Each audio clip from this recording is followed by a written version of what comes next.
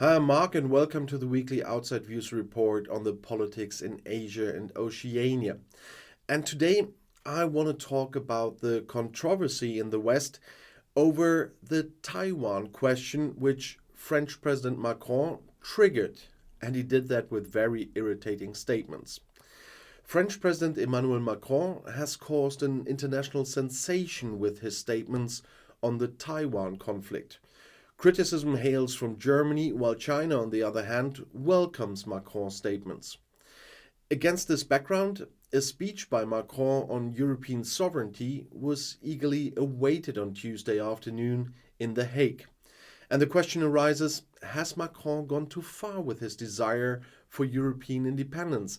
Has he simply been misunderstood, or is he indeed looking for a debate? The bone of contention is an interview published on Sunday that Macron gave on the flight back from a state visit to China.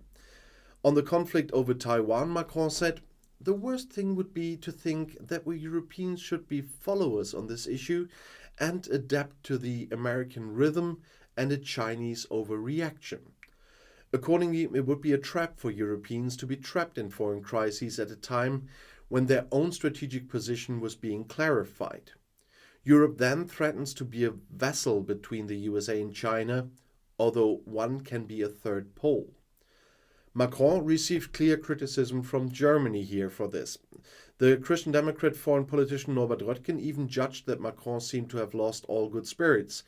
He isolated himself in Europe, and heavy criticism also came from the Social Democrats and the Liberals here. The French political scientist and Taiwan expert at the Fondation pour la Recherche Stratégique, Antoine Bondin, accused Macron in the newspaper Le Point. "The timing and context are catastrophic. He comes back from Beijing, hasn't even criticized China, and shoots at the United States." In the Élysée Palace, however, nobody wants to know anything about it and sees the interview statements in line with Macron's well-known demands for European sovereignty.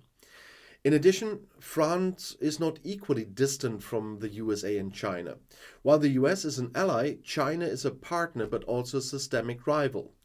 Macron wants to maintain the stability of the international order and prevent an increase in risks in the Taiwan conflict. He clearly told China's head of state and party leader Xi Jinping that the issue had to be clarified through dialogue. The communist leadership in Beijing regards the independently governed Taiwan as part of the People's Republic and threatens to conquer it. Since the Russian invasion of Ukraine, there have been growing concerns that China could take similar military action against Taiwan. And the conflict over the Democratic Island Republic is a central issue between China and the USA. Washington has been committed to Taiwan's defense capabilities since 1979, which has so far mostly meant arms deliveries. Macron's statement fit perfectly into the worldview of the communist leadership in Beijing, though. In the conflict over Taiwan in particular, it is important for China to drive a wedge between Europe and the USA. A Chinese military operation against Taiwan would trigger massive international sanctions against China, which would have to be supported by the Europeans. China also wants to prevent the US from even bringing troops to help the Taiwanese. It would be helpful if support in Europe wobbled. China is also looking at the world through the lens of its geostrategic rivalry with the United States. It is constantly demanding more autonomy and independence for Europe because by inciting Europe against its ally, the USA, Beijing wants to weaken the West-backed rule-based world order and expand its influence. Macron's statements are almost celebrated there because of this. For Macron, it's by no means the first time that he has offended with his statement. He was criticized when he attested to NATO's brain death in 2019, and also when he said last summer that Russia should not be humiliated to be able to find a way out through diplomatic channels once the fighting in Ukraine has ended.